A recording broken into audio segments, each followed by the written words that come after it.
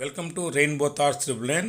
ఈ మధ్య నేను గూగుల్లో అంటే అంతర్జాలాల్లో ఉన్నట్టుండి ఒక పిట్ట చనిపోవడం అంటే ఆ జాతి అంతరించడం దాని చివరి అరుపు చూసి చాలా బాధ వేసింది. ఆ పిట్ట జాతి ఎందుకు అంతరించిపోయింది అనే దాని మీద చిన్న ప్రయోగం చేసి వాటి గురించి అంతా తెలుసుకున్నాను. ఈ భూమి మీద కొన్ని మిలియన్ల సంవత్సరాల క్రితం పుట్టినటువంటి ఈ పక్షి జాతులు అనేకం అంతరించిపోతున్నాయి.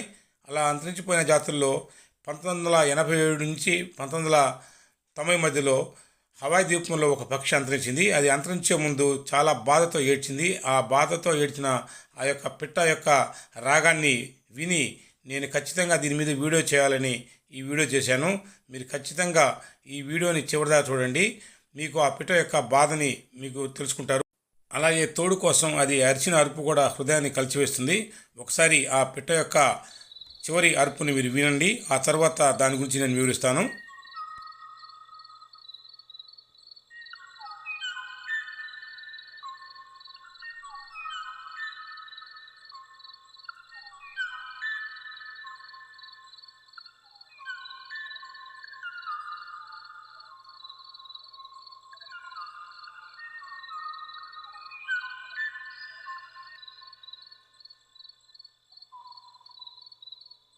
విన్నారు కదా, బాధ కలిగించే ఆ యొక్క పిట్ట కూత. అది ఎందుకు అరిచిందంటే తోడు కోసం అది అరిచింది. అయితే అనేక కారణాల వల్ల ఈ పక్షి 1987-90 మధ్యలో అంతరించిపోయింది.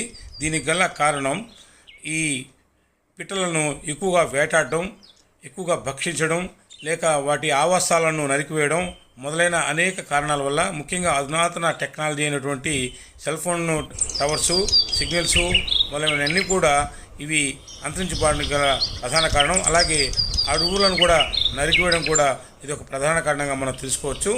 ఈ విధంగా ఈ హవాయి ద్వీపంలో, అమెరికాలో ఉన్నటువంటి హవాయి ద్వీపంలో ఈ పక్షి చివరిసారిగా అరవడం, దానిని వీడియోసినటువంటి ఆ వ్యక్తికి అందరూ గుర్తుంచుకోవాలి.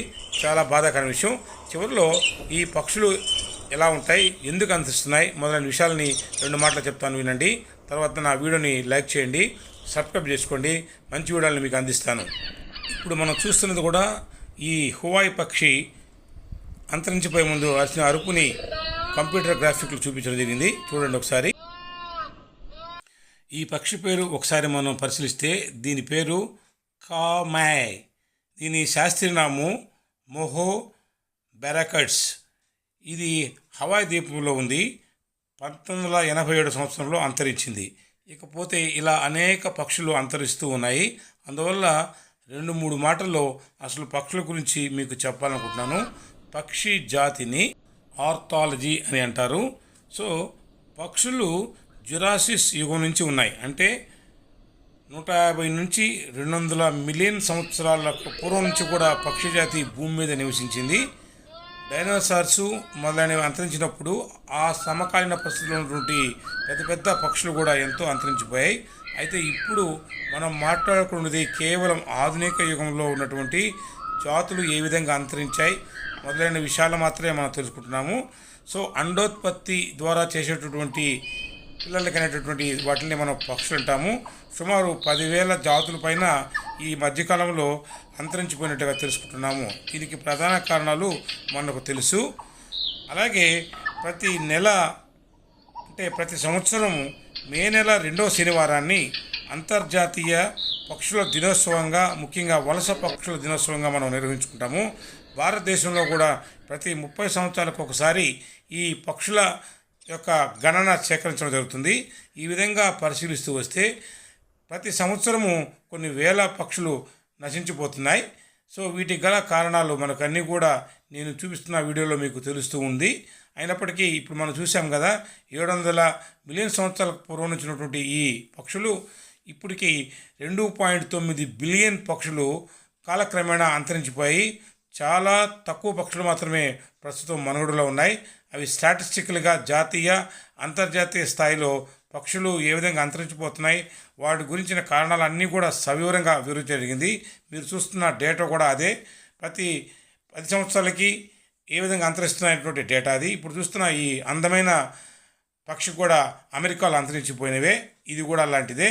కాబట్టి పక్షులు అంతరించకుండా ఉండాలంటే మనుషులు తమ జాగ్రత్తలను తమ పాటించాలి.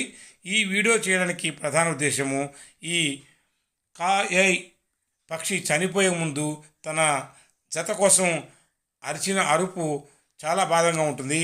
సో దాన్ని దృష్టిలో పెట్టుకుని పక్షులను కేవలం మనం ఆనందం కోసంగా లేదా సమతౌల్యం కోసంగా మనం వాటిని సంరక్షించాల్సిన బాధ్యత ప్రతి వ్యక్తి పైన ఉందని గుర్తుంచుకొని అందరూ కూడా జీవ వైరుధ్యాన్ని పెంపొందించడానికి కృషి చేస్తారని నేను ఈ వీడియోని చేయడం జరిగింది. ఇప్పుడు ఈ చూసిన ఈ పక్షులన్నీ కూడా గత కాలంలో అంతరించిపోయినవే. చూడండి, అమెరికాలో అద్భుతమైనటువంటి ఈ పావురాళ్ళు, అలాగే డోడో అనేటువంటి కొన్ని పక్షులు ఈ మధ్య కాలంలోనే అంతరించాయి. సో దీన్ని బట్టి మనం గమనించాల్సిందంటే ప్రతి వ్యక్తికి పక్షుల మీద ప్రేమ ఉండాలి. కాబట్టి ఈ వీడియో చూసిన వాళ్ళందరూ ఖచ్చితంగా దీన్ని లైక్ చేయండి, సబ్స్క్రైబ్ చేయండి, పక్షులని జాగ్రత్తగా కాపాడండి. Thank you.